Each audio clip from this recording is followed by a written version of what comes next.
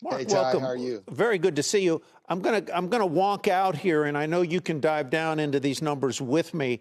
We've talked about the headline number. It's very much bigger than people expected, but there are a couple of things I know of particular sensitivity to you, and one would be declining labor force participation among black workers. Why is that? First of all, Ty, I love the Cleveland Browns tie there. I don't know if you've changed your loyalties, but it is sharp. Thank you, sir. Here's the point. Black workers, like any other worker, can become discouraged.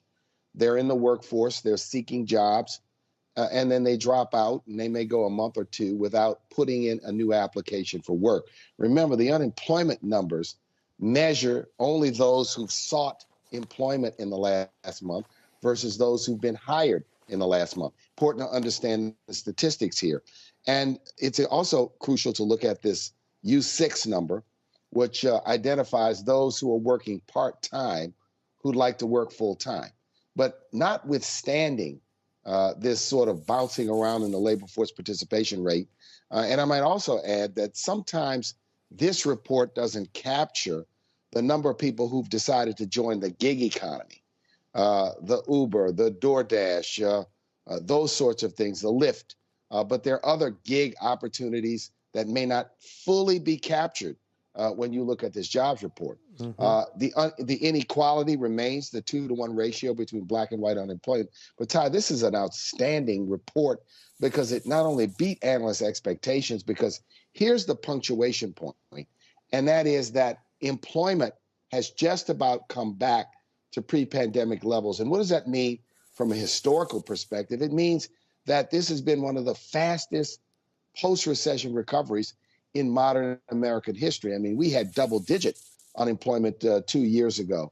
We were bleeding jobs, and now it appears as though the economy has almost fully come back to equilibrium. I believe you're exactly right. I think the 22 million jobs lost have all been regained. There is a soft spot. I want to come back to the question of workers being discouraged. Why would workers be discouraged, or potential workers be discouraged, in the face of such a robust job market and rising incomes?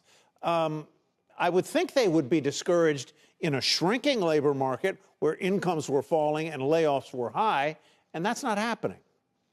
Well, I think it's also important to note that the decline in the labor force participation rate, while there, is not necessarily significant.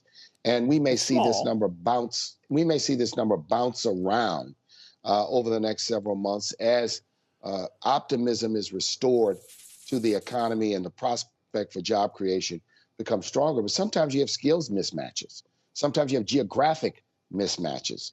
Sometimes in some markets, the jobs may be only jobs that require higher skills. In some places, it may be an abundance of lower wage, lower skilled jobs. So it's tough to look at national figures and really drill down, for example, as to what's happening in either a Toledo or a Tallahassee or in a Baltimore or in a Boston. We can't fully tell. So I think the important thing about the labor force participation rate for people to understand is that one of the things that this also takes into effect is those that have become a little bit older, have now retired, or who no longer have an interest in full-time employment, younger workers or young mothers who may be grappling with the challenges of childcare.